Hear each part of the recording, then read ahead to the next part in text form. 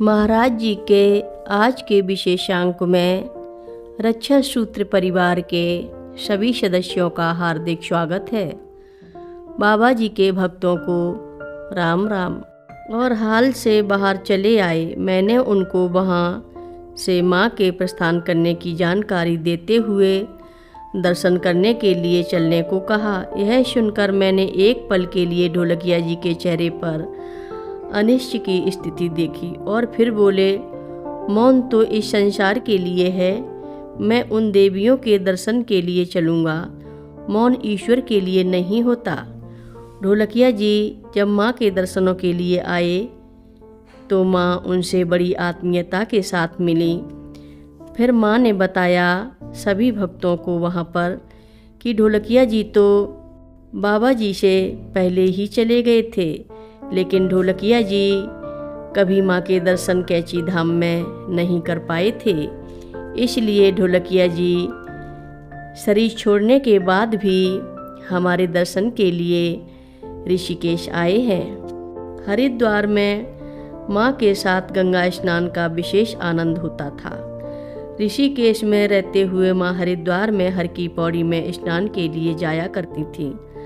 आश्रम की कुछ माइयाँ माँ के साथ जाया करती थीं और उस दिन की प्रतीक्षा में रहती जब माँ एक एक का हाथ पकड़कर सबको गंगा स्नान कराती। स्नान के बाद सब मिलकर गंगा जी को पुष्प और दूध अर्पण करते।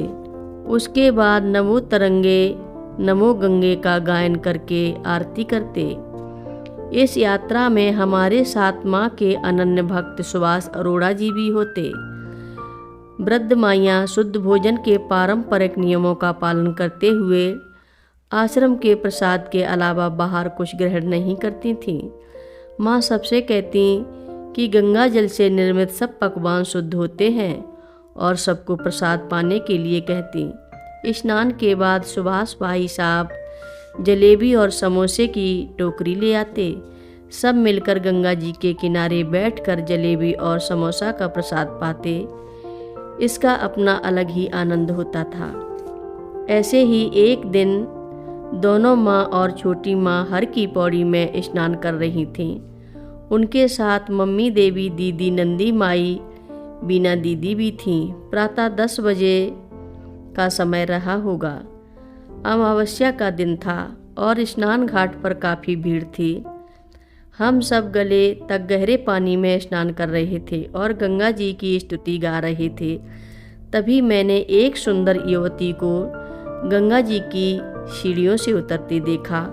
उनकी आयु 18 या 20 वर्ष की रही होगी। चेहरा सुंदर सुनहरे रंग की तरह चमक रहा था और उनका प्रत्येक अंग बहुत ही सुंदर था। मांग में सिंदूर, माथे पर बिंदी, कानों में कर्णफूल और नाक में छोटी सी नथ पहने थीं। सिर के ऊपर एक छोटे पीले वस्त्र के अलावा वह निर्वसन थीं। मैं माँ के साथ स्नान में इतनी मग्न थी कि उनका वह स्वरूप असामान्य लगने की जगह मुझे बहुत सुंदर लग रहा था। जैसे ही वह निकट आई, मैंने उनका हाथ पकड़कर कहा, आओ माँ। तो वह युवती बोली, क्या करूँ, वस्त्र नहीं है ना। मैंने तुरंत कहा, तो क्या हुआ, गंगा जी तो सबकी माँ है। उन्होंने गंगा जी में प्रवेश किया। फिर दोनों माँ का बारी बारी से हाथ पकड़कर गंगा जी के पवित्र जल में डुबकी लगाई। जब वह युवती माँ के साथ स्नान कर रही थीं, तो मैंने छोटी माता जी को उनकी तरफ हाथ जोड़कर धीरे से कहते हुए सुना, आज गंगा माई के निर्माण दर्शन हो गए हैं। अब मेरी समझ में आया कि वह कोई और नहीं, स्वयं गंगा मैया थीं। इसके तुरंत बाद ही वह पानी से बाहर आकर घाट की एक सीढ़ी चढ़ी और फिर अंतर्ध्यान हो गईं। अनादिकाल से चली आ रही परंपरा के अनुसार कोई भी दर्शनार्थी जब किसी मंदिर में प्रवेश करता है तो वह सबसे पहले वहाँ के देवी देवताओं के आगे शीश झुकाकर उन्हें नमन करता है और उसके बाद ही वह अन्य धार्मिक कार्यों में भाग लेता है। इसी प्रकार कैंची में आने वाले भक्तगण भी सर्वप्रथम वहाँ के मंदिरों में प्रणाम करने के बाद माँ के दर्शन एवं भंडारे के लिए आगे बढ़ते हैं। कैंची पहुँचने पर मेरा क्रम कुछ दूसरा ही होता था। पुल के पास बाहर सड़क किनारे अपनी गाड़ी खड़ी कर मैं दौड़कर पुल पार करते हुए सीधे माँ के पास पहुँच जाती। माँ के दर्शनों की तीव्र उत्कंठा मुझे और कहीं नहीं माँ के पास ही ले जाती थी। कभी कभी मन में विचार आता था कि कहीं अनजाने में मंदिर की इस मर्यादा का उल्लंघन करने में मुझसे देवी देवताओं का अनादर तो नहीं हो रहा है। एक दिन दोनों माँ रात्रि का प्रसाद ग्रहण करने के बाद विश्राम के लिए अपनी कुटी में चली गईं।